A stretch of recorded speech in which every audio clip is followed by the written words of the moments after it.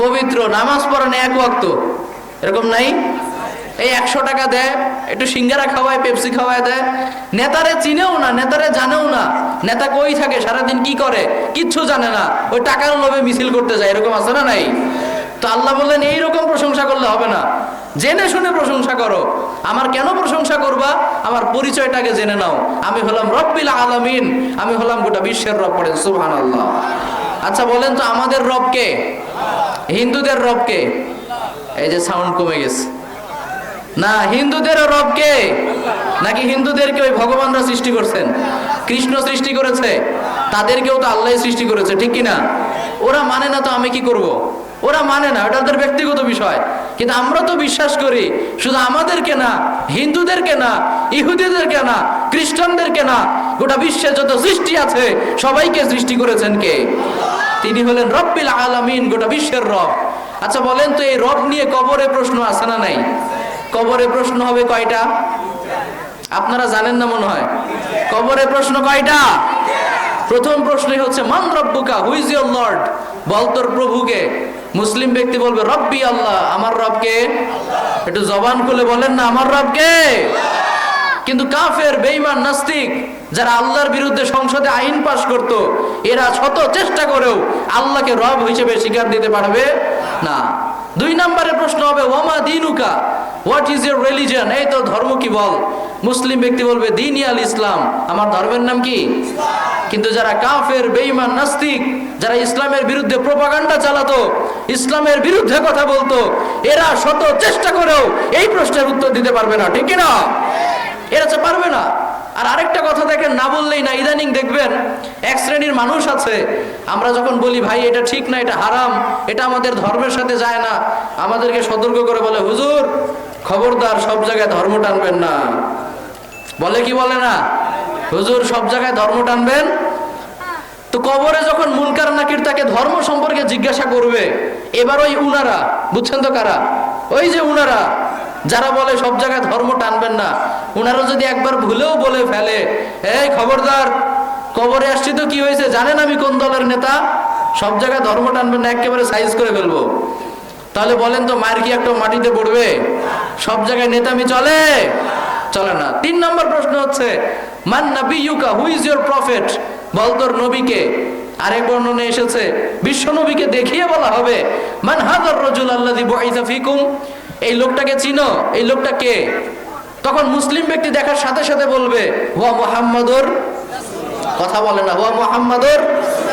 আরে চিনবো না কেন? ওই নবীকেই তো আমরা আজীবন ভালোবাসলাম, ওই নবীর সুন্নতের অনুসরণ করলাম, উনি তো আমাদের প্রিয় নবী মুহাম্মদ সাল্লাল্লাহু আলাইহি ওয়াসাল্লাম। কিন্তু যারা আমার নবীর বিরুদ্ধে কথা বলতো, আমার নবীর পারিবারিক জীবন নিয়ে কটূক্তি করত, আমার নবীর বিরুদ্ধে ব্লগ লিখতো, এরা শত চেষ্টা করে ওই উত্তর দিতে পারবে না, ঠিক না? আবার দেখবেন অনেকে আছে বর্তমানে, খেয়াল করে দেখবেন যে দাড়ি রাখলে জঙ্গি জঙ্গি বলে, নাই? আপনাদের সমাজে আলহামদুলিল্লাহ এগুলো নাই। যুবক ছেলে পেলে যদি দাড়ি রাখে, টাকনুর উপর কাপড় পরে, বলে কি জঙ্গি জঙ্গি লাগে। আমাদের দেশে জঙ্গি চেনার আলামত প্রকাশ করা হয়েছিল একবার, জঙ্গি চেনার আলামত। তো আলামত গুলা কি?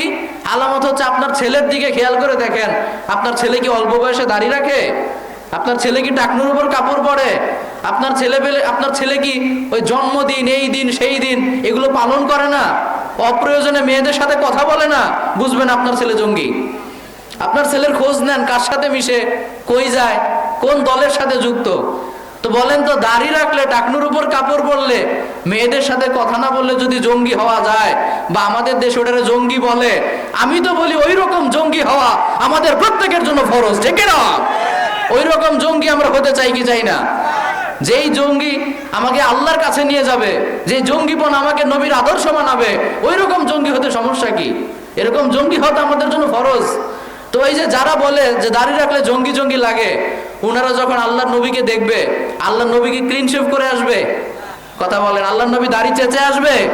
আল্লাহর নবী দাড়ি সহ আসবে না? সেটা সরাসরি আল্লাহর নবী আসুক, কিংবা ছবি দেখানো হোক, কিংবা প্রজেক্টরের মাধ্যমে, যেভাবে হোক আল্লাহ আমাদের নবীকে দেখাবে। তা আমার নবীকে যখন দেখানো হবে অবশ্যই দাড়ি থাকবে। তো দাড়ি দেখার পর যদি ওই লোক একবার বলে বসে, ওই যে যারা বলে দাড়ি রাখলে জঙ্গি জঙ্গি লাগে, যে লোকটাকে ঠিক চিনতে পারতেছি না, কিন্তু যেহেতু দাড়ি আছে এজন্য জঙ্গি জঙ্গি লাগে, এই কথা যদি একবার বলে, মায়ের কি একটা মাটিতে পড়বে? মাটিতে পড়লে ওখান থেকে তুলে আবার পিঠের উপর দেওয়া হবে, ঠিক না? সব জায়গায় নেতামি চলে না প্রিয় ভাইয়েরা। তো মুসলিমরা যখন উত্তরগুলো দিবে, আল্লাহ রসুল বললেন তাদের জন্য জান্নাতের দরজা খুলে দিবেন কে? আর অমুসলিমরা, কাফের, বেঈমান, নাস্তিক, মুনাফিকরা যখন এই উত্তর দিতে পারবে না, আল্লাহ রসুল বললেন ফায়ুদরাবু বিমিত্রাকাতিন মিন হাদিদ, এইবার খেলা হবে। এইবার কি হবে? কথা বলেন, এবার কি হবে? দুনিয়ার খেলাই শেষ খেলা না, কবরেও খেলা আছে না নাই? যালিকা ইয়াউমুত তাগাবুন, ওই দিন হবে ফাইনাল খেলা। দুনিয়াতে যেই খেলাগুলো অন্যায়ভাবে খেলা হয়েছে, তোমাদের তো বিচার হয় নাই, মৃত্যুর পর তোমাদের বিচার করবেন কে? ওই দিন হবে ফাইনাল খেলা। আল্লাহ রসুল বললেন এমন হাতুড়ি দিয়ে পিটানো হবে, লাউ দুরিবা বিহা জাবালুন লা সারা তুরাবা, বিশাল বড় পাহাড়ের উপরেও যদি একটা হাতুড়ি দিয়ে, ওই হাতুড়ি দিয়ে পেটানো হয়, মুহূর্তেই বিশাল বড় পাহাড়টা মাটির সাথে মিশে যাবে। পড়েন নাউযুবিল্লাহ। তা আমরা কি কবরে গিয়ে ওই হাতুড়ির পিটানি খেতে চাই, না কবরের উত্তর দিয়ে জান্নাতি হতে চাই? তো কবরের উত্তরগুলো যদি দিতে চাই, ওগুলোর প্র্যাকটিস করা লাগবে না? আল্লাহ প্রত্যেক দিন আমাদেরকে সূরা ফাতিহায় প্র্যাকটিস করায়। আলহামদুলিল্লাহি রাব্বিল আলামিন, সমস্ত প্রশংসা সেই আল্লাহর, যিনি শুধু আমার রব না, তিনি গোটা বিশ্বের রব। এটা বলতে বলতে বলতে বলতে ইনশাআল্লাহ কবরে যখন যাবেন, মুনকার নাকির বলবে এই তো রবকে, সাথে সাথে মাথায় চলে আসবে ওই যে 5 ওয়াক্ত সালাতে পড়তাম আলহামদুলিল্লাহি রাব্বিল আলামিন, আল্লাহ হলেন রব্বুল আলামিন, সাথে সাথে মুখ দিয়ে উত্তর বের হবে ইনশাআল্লাহ। তাহলে আল্লাহ দেখেন আমাদেরকে কত ভালোবাসেন, প্রত্যেক দিন আমাদেরকে প্র্যাকটিস করিয়ে নেয়। তাহলে আলহামদুলিল্লাহি রাব্বিল আলামিন, আল্লাহর প্রথম পরিচয় হচ্ছে তিনি হলেন রব্বিল আলামিন। তিনি কি? সবাই বলেন তিনি কি? দ্বিতীয় এবং তৃতীয় পরিচয়টা আল্লাহ একসাথে দিয়েছেন। আল্লাহ বলেছেন আর রহমানুর রহিম, আমার দ্বিতীয় এবং তৃতীয় পরিচয় হচ্ছে আমি হচ্ছি রহমান, আমি হচ্ছি রহিম, আমি হচ্ছি দয়ার সাগর, আমার দয়ার কোনো শেষ নাই, কোনো সীমা নাই। পড়েন সুবহানাল্লাহ। আচ্ছা বলেন তো আল্লাহর দয়ার শেষ আছে, সীমা আছে? ওয়া রাহমাতি ওয়াসিআত কুল্লা শাই, আল্লাহ বললেন নবমণ্ডল ভূমণ্ডলে যা কিছু দেখা যায় না, সবকিছুকে আমার দয়া পরিবেষ্টন করে রেখেছে। সুবহানাল্লাহ। আল্লাহ আমাদেরকে কত ভালোবাসেন জানেন? আল্লাহ রসুল বলেছেন দয়া এবং ভালোবাসাকে আল্লাহ তাআলা 100টি টুকরা করেছেন। বলেন তো কতটি টুকরা? সবাই বলতে হবে কত টুকরা? 100টি টুকরা করেছেন দয়াকে, ভালোবাসাকে। এই 100টি টুকরো করার পর এক টুকরো ভালোবাসা সৃষ্টি শুরু থেকে নিয়ে কিয়ামত পর্যন্ত সবার মাঝে তিনি বন্টন করে দিয়েছেন। বাকি 99 টুকরা ভালোবাসা আমার আল্লাহ নিজের কাছে রেখেছেন। পড়েন সুবহানাল্লাহ। এক টুকরোর ছিটে ফোটা পেয়ে আজকে আমরা একে অপরকে কি পরিমাণ ভালোবাসি, তাহলে 99 টুকরা ভালোবাসা যেই আল্লাহর কাছে, সেই আল্লাহ আমাকে কি পরিমাণ ভালোবাসে, সে আল্লাহ আমাকে কি পরিমাণ ভালোবাসে। Can you imagine that? একটু কল্পনা করতে পারেন এই এক টুকরো ভালোবাসার ছিটে ফোটা পেয়ে আপনার মা আপনাকে কি পরিমাণ ভালোবাসে, আপনার বাবা আপনাকে কি পরিমাণ ভালোবাসে, আপনার স্ত্রী আপনাকে কি পরিমাণ ভালোবাসে। এই তো কয়েকদিন আগে ভূমিকম্প হয়ে গেল না? কয়েকদিন আগে ভূমিকম্প হলো না? পুরো বাংলাদেশ ভূমিকম্প নিয়ে আতঙ্ক। তো একটা সিসিটিভি ফুটেজ ভাইরাল হয়েছিল, সেখানে দেখা যাচ্ছে একজন নতুন হাজবেন্ড এবং ওয়াইফ বাজারে গিয়েছে মার্কেট করতে, শপিং করতে। হঠাৎ করে ভূমিকম্প শুরু, দোকানদাররা দোকান ফেলে পালাইতেছে সব, কিন্তু স্বামী তার স্ত্রীর হাত ছাড়ে নাই। সুবহানাল্লাহ পড়েন। তো ভালোবাসা পেয়েছে কতটুকু? এক টুকরো, পুরোটা না, এক টুকরোর ছিটে ফোটা। পৃথিবীর সবার ভালোবাসাকে যদি এক জায়গায় জমা করা হয়, তাহলে কেবলমাত্র এক টুকরো হবে। আল্লাহু আকবার। তাহলে 99 টুকরা ভালোবাসার মালিক আল্লাহ, উনি আমাকে আপনাকে কি পরিমাণ ভালোবাসে। একটু আওয়াজ করে উত্তর বলেন তো, আমার মায়ের চাইতেও আমাকে বেশি ভালোবাসে কে? সবার উত্তর হয় নাই। আমার মায়ের চাইতেও আমাকে বেশি ভালোবাসে কে? আমি আমাকে ভালোবাসি না? আপনি আপনাকে ভালোবাসেন না? আপনাকে আপনার চাইতেও যিনি বেশি ভালোবাসেন তিনি কে? আল্লাহ হলেন এমন একজন সত্তা যিনি আপনাকে আপনার চেয়েও বেশি ভালোবাসে। পড়েন সুবহানাল্লাহ। কিন্তু সেই আল্লাহকে দেখেন আজকে ভালোবাসার কোনো সময় আমাদের হাতে নাই। সবার জন্য সময় আছে, কিন্তু আল্লাহর জন্য সময় নাই। যদি বলি ভাই চলেন সালাত আদায় করে আসি, বলে হুজুর আমি খুব ব্যস্ত। আমি কি? কথা কয় না, আমি কি? আমি খুব ব্যস্ত। অথচ সে ভুলেই যায় যে তাকে আল্লাহ সৃষ্টি করেছে। দৈনিক 24 ঘন্টা সময় আল্লাহ তাকে ফ্রিতে দিচ্ছে। যে আল্লাহ সময়কে সৃষ্টি করেছে, যে আল্লাহ আমাকে সময় দিয়েছে, সে আল্লাহর জন্যই নাকি আমার সময় নাই। আজকে আমরা যাদেরকে সময় দিচ্ছি এরা মরিচিকা, এরা আমাদের সবাইকে ভুলে যাবে, কেউ আমাদেরকে মনে রাখবে না। মৃত্যুর পর 40 দিন যেতে সময় আপনার স্ত্রী দেখবেন আপনাকে অনেকটাই ভুলে গিয়েছে। আপনার ছেলে মেয়ে স্কুল কলেজ বন্ধ করে বাড়িতে বসে নাই, তারা তাদের কাজ ঠিকঠাক চালাচ্ছে। কেউ না খেয়ে নাই, কেউ গোসল না করে নাই, প্রত্যেকের কাজ সব ঠিকঠাক চলছে। আপনার ব্যবহার করা ঘর আজকে আর ফাঁকা নাই, আপনার ব্যবহার করা মোবাইলটাও আজকে পড়ে নাই, প্রত্যেকটা জিনিস বন্টন হয়ে গিয়েছে। কিন্তু আপনি একা আজকে কবরে শুয়ে আছেন। যাদেরকে সময় দিতে গিয়ে আজকে আপনি আল্লাহকে সময় দিতে পারছেন না, তারা কিন্তু কেউ আপনার সাথে কবরে যাবে না, ঠিক না? পৃথিবীতে মা আমাদেরকে সবচেয়ে বেশি ভালোবাসে। কোনো মাকে দেখছেন তার সন্তানের কবরে যেতে? আচ্ছা, যদি যেতে চায়ও কেউ যেতে দিবে? যেতে যদি দেয়ও, যেতে যদি পারেও, কোনো লাভ হবে? কোনো লাভ নেই। কি জন্য এই পাগলামি করবে তাহলে? তাহলে যেই মা আমাকে এত ভালোবাসে, সেই মাই আমার কোনো কাজে আসবে না। আমরা কার জন্য এগুলো করছি? এ তো রিসেন্টলি একটা নিউজ ভাইরাল হয়েছে, বাবা যেভাবেই হোক তার ছেলে পেলেকে অনেক সম্পত্তি দিয়েছে। এখন ভালোভাবে হোক খারাপ ভাবে হোক, যেভাবে হোক অনেক টাকা পয়সা অর্জন করে তার ছেলেকে দিয়েছে। এখন দুদকের মামলা খেয়ে গেছে ছেলেকে এখন পুলিশে ধরছে। এখন ছেলে ডাইরেক্ট বলতেছে যে আমার বাবা আমাকে সম্পত্তি দিয়েছে, যদি সম্পত্তি অন্যায়ভাবে অর্জন করে আমার বাবাকে গিয়ে ধরো, আমাকে কেন ধরছো? নাউজুবিল্লাহ পড়বেন না? পৃথিবীতেই যদি এরকম হয়, কিয়ামতের দিন কি হবে ভাবছেন? পৃথিবীতেই ছেলে বলতেছে এই সম্পত্তি তো আমি অর্জন করি নাই, আমার বাবা আমাকে দিয়েছে তাই আমার নামে হয়েছে। তো বাবা কিভাবে অর্জন করছে এজন্য বাবাকে ধরো, আমাকে কেন জেলে নিয়ে যাচ্ছ? তা আপনার ছেলে যদি আপনার সাথে জেলেই যেতে রাজি না হয়, পরকালে কি আল্লাহকে বলবে আল্লাহ আমার বাবা আমাকে খুশি রাখার জন্য, আমার স্কুলের ফি দেওয়ার জন্য, আমার ইউনিভার্সিটির টাকা অর্জনের জন্য সারাদিন পরিশ্রম করেছে, নামাজ পড়ার টাইম পায় নাই, আল্লাহ আমার জন্যই তো করেছে, আপনি আমাকে জাহান্নামে দেন, আমার বাবাকে জান্নাত দেন, এটা কেউ বলবে? কেউ বলবে না। যে স্ত্রী আপনাকে সারাদিন উস্কায়, তোমার কলিগ দেখো তো 10 তলা বিল্ডিং এর মালিক, আর তুমি এখনো ওই হাবা গোবা রয়ে গেলা, কেন একটু ঘুষ খাও না? একটু খাও না, সমস্যা কি? এই দুনিয়ায় এত ভালো মানুষের ভাত নাই, তুমিও একটু খাও। আপনিও আপনার স্ত্রীর প্ররোচনায় পড়ে একেবারে হালাল হারাম ডান হাতে বাম হাতে 2 হাতে কামাতে অর্জন করলেন। মারা যাওয়ার সময় তো অনেক কিছুই রেখে গেলেন, আপনার স্ত্রী অনেক ভোগবিলাসেই থাকবে, কিন্তু আপনি ওই মাটির কবরে পড়ে থাকবেন, ওই মাটির কবরে আপনার শাস্তি হতে থাকবে। কেন আমরা এগুলো ভুলে যাই না প্রিয় ভাইরা? আর রহমানুর রহিমের দাবি হচ্ছে যে আল্লাহ আমাকে ভালোবাসে, জীবনের সবটুকু ভালোবাসা আমরা তাকে দিব, ঠিক কিনা? আমাদের জীবনের যত ভালোবাসা কাকে দিব? উত্তর দেয় না, কাকে দিব? সব ভালোবাসা আমরা আল্লাহকে দিব। এবার আল্লাহ যখন বলবে বাবা মাকে ভালোবাসো, তখন ভালোবাসবো। আল্লাহ যখন বলবে সন্তানকে ভালোবাসো, তখন ভালোবাসবো। আল্লাহ যখন বলবে স্ত্রীকে ভালোবাসো, তখন ভালোবাসবো। কিন্তু কার জন্য বাসবো? আল্লাহর জন্য ভালোবাসবো। মনে থাকবে তো ইনশাআল্লাহ? তাহলে আর রহমানুর রহিমের শিক্ষা হলো আমাদেরকে সবচেয়ে বেশি ভালোবাসে কে? তাহলে আমরাও সবচেয়ে বেশি ভালোবাসবো কাকে? ওই আল্লাহর জন্য যদি আমাদের জীবনও দিতে হয়, আমরা রাজি আছি না নাই? ওই আল্লাহর জন্য যদি আমাদের লড়াই করতে হয়, আমরা রাজি আছি না নাই? কে কে রাজি? দুহাত তুলে আমরা আল্লাহরে দেখাই। লিল্লাহি তাকবীর, লিল্লাহি তাকবীর, লিল্লাহি তাকবীর। আল্লাহ তুমি কবুল করো, আমরা পড়ি আমিন। আমরা যেন এই ঈমানটা আনার চেষ্টা করি ইনশাআল্লাহ, যে আল্লাহর জন্য যদি জীবন দেওয়ার প্রয়োজন আসে আমরা পিছপা হব না ইনশাআল্লাহ। আব্দুল্লাহ বিন হুযাফা রাদিয়াল্লাহু তাআলা আনহুকে খুব ইন্টারেস্টিং ঘটনা, মনোযোগ দিয়ে শোনেন। অনেক রাত হয়ে গিয়েছে, আমরা খুব বেশি দীর্ঘ করব না। আব্দুল্লাহ বিন হুযাফা রাদিয়াল্লাহু তাআলা আনহুকে রোমান সম্রাট একবার আটক করেছিল। আটক করার পর আব্দুল্লাহকে বলে, আব্দুল্লাহ তুমি ইসলাম ত্যাগ করো, তা না হলে তোমাকে এই পৃথিবী ত্যাগ করতে হবে, তোমাকে আমি মেরে ফেলবো।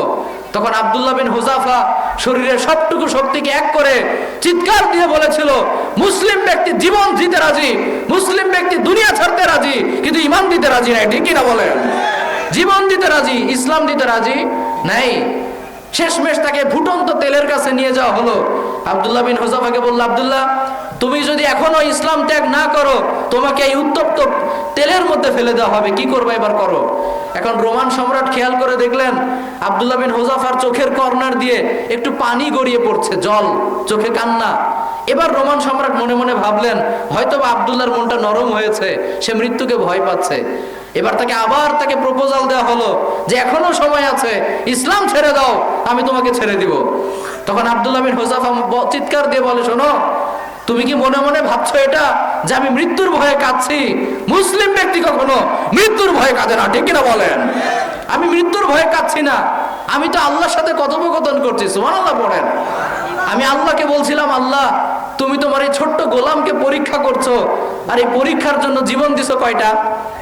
কথা কয় না, আমাদের জীবন কয়টা?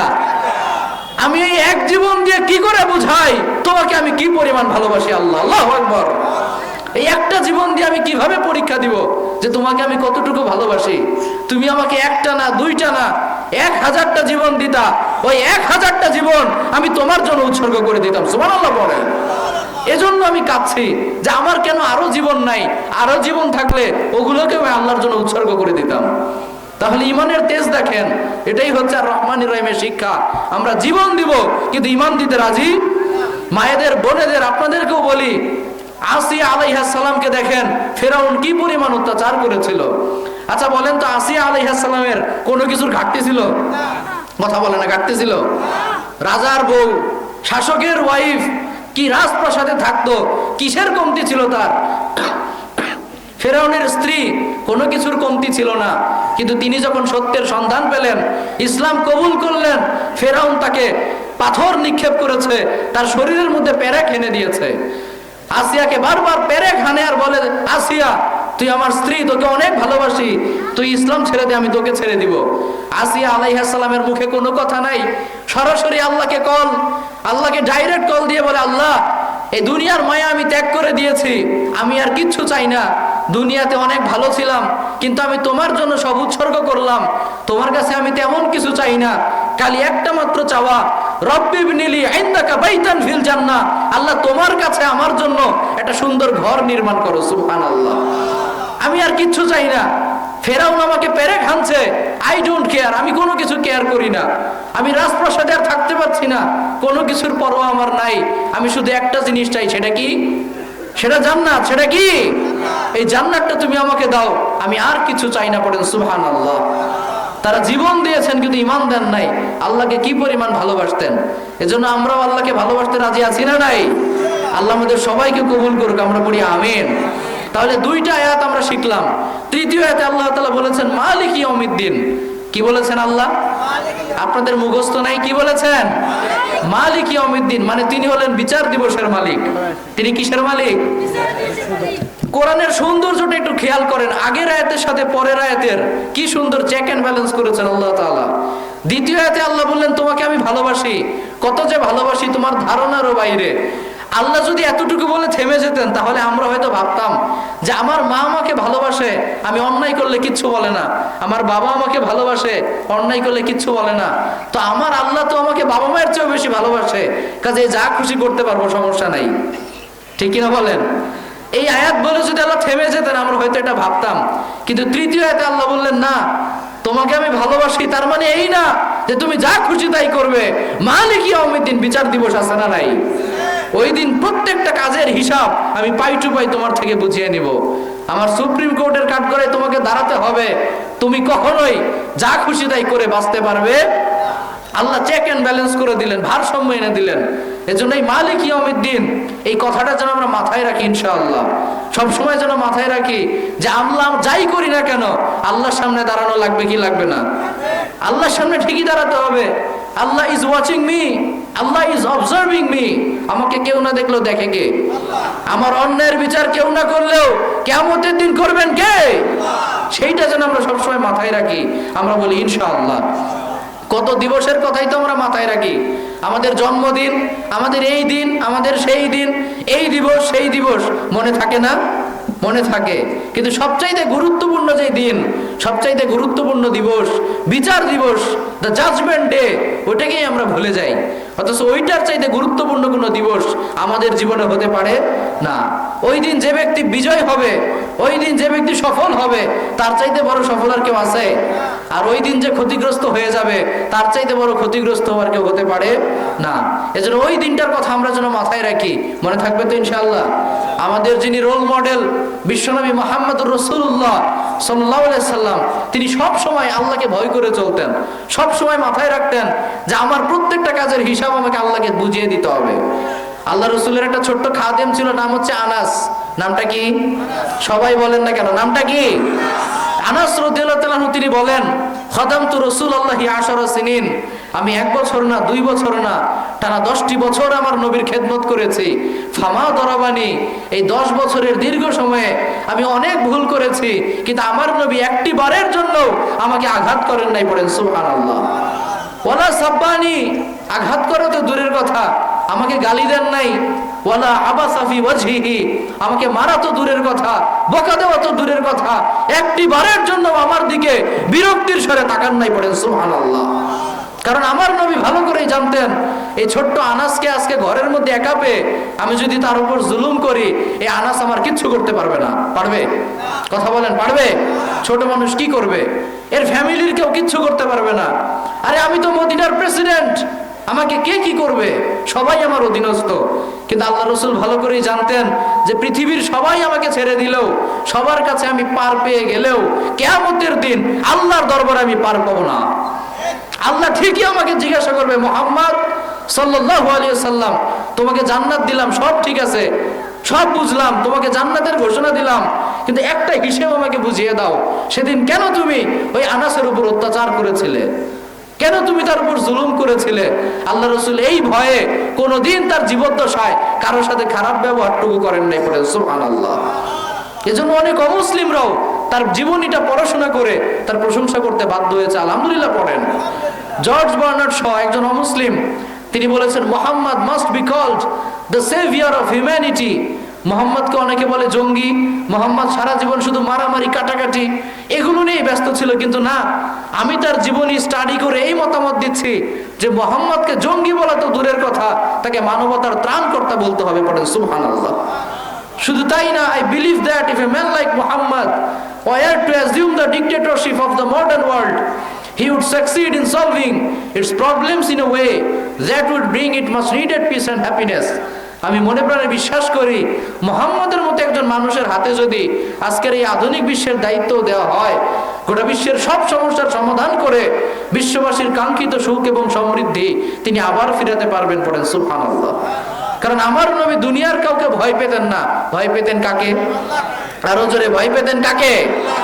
এমন একজনকে তিনি ভয় পেতেন যার চোখকে কখনো ফাঁকি দেওয়া সম্ভব, যার কাছ থেকে পার পাওয়া সম্ভব, সব সময় তিনি দেখেন। ঠিক না? আপনি যদি অন্ধকার ঘরে, অন্ধকার রজনীতে দরজা লাগিয়েও একটা অন্যায় করেন, কেউ না দেখলেও দেখে কে? এই যে সামনে রমজান মাস আসছে না, রমজান মাসে আপনি সিয়াম রেখেছেন, ঘরের মধ্যে ঢুকে চাইলেই খেতে পারেন। কি বলেন? চাইলেই খেতে পারেন না? খাবার রেডি আছে, সুন্দর মিষ্টি পানি, কিন্তু আপনি খান না। কার ভয়ে? কারণ আপনি ভালো করেই জানেন, আপনি ঘরের মধ্যে খেলে দুনিয়ার কেউ জানবে না, দুনিয়ার কেউ দেখবে না, সবাই বলবে না লোকটা অনেক ভালো, এই বৃদ্ধ বয়সেও রোজা রাখে, এত কষ্টের মধ্যে, এত ব্যস্ততার মধ্যেও রোজা রাখে, সবাই আপনার প্রশংসা করবে। কিন্তু আল্লাহ তো ঠিকই জানে আপনি আসলে রোজাদার না। ঠিক না? এই রমজান আমাদেরকে এসেছে এই তাকওয়া জাগানোর জন্য। আল্লাহ বলেছেন, কুতিবা আলাইকুমুস সিয়াম কামা কুতিবা আলাল্লাযিনা মিন ক্বাবলিকুম লাআল্লাকুম তাত্তাকুন। তোমাদের উপর সিয়ামকে ফরজ করা হয়েছে যাতে করে তোমরা আল্লাহকে ভয় করতে পারো। আল্লাহু আকবার। আল্লাহর ভয়টা এই রোজার মধ্যে আছে। এজন্য রমজান মাস সামনে আসছে, আমরা যদি নিজেকে মুত্তাকি বানাতে চাই, আমরা একটাও রোজা ছাড়বো না ইনশাআল্লাহ। আর একটু জোরে বলেন ইনশাআল্লাহ। কার খুশির জন্য আমরা সিয়াম পালন করব বলেন তো? দুনিয়ার কাউকে দেখানোর জন্য না। কাকে দেখানোর জন্য? দুনিয়ার কারো কাছে কোনো কিছুর আশাই না। কার কাছে সওয়াবের আশা করব? আল্লাহর কাছে ইনশাআল্লাহ। দুনিয়ার কেউ জানুক আর না জানুক, কেউ দেখুক আর না দেখুক, আমার আল্লাহ ঠিকই দেখে, ওই আল্লাহই আমার জন্য যথেষ্ট। ঠিক কি না? এই জিনিসটা আমাদের মাথায় লাগবে। আচ্ছা বলেন তো, এটা যদি আমাদের মাথায় থাকে, আমরা আর চুরি করতে পারবো? ডাকাতি করতে পারবো? সুদ খেতে পারবো? ঘুষ খেতে পারবো? কিন্তু অনেকে খায় কি খায় না? অনেক ঘুষখোর অফিসার আছে দেখবেন, সিসি ক্যামেরাকে ভয় পায় কিন্তু আল্লাহকে ভয় পায় না। এরকম আছে না নাই? সিসি ক্যামেরায় যদি ধরা পড়ে সর্বোচ্চ কি হবে? তার চাকরি যাবে, কোম্পানির মালিক তাকে হয়তো পানিশমেন্ট দিবে, এতটুকুই তো। কিন্তু আল্লাহ তো ঠিকই দেখছেন। ওই আল্লাহ যদি একবার ধরে, ওর আর বাঁচার কোনো পথ আছে? আল্লাহ যদি ধরে আর বাঁচার পথ নাই। কিন্তু সে আল্লাহর প্রতি ভয় নাই।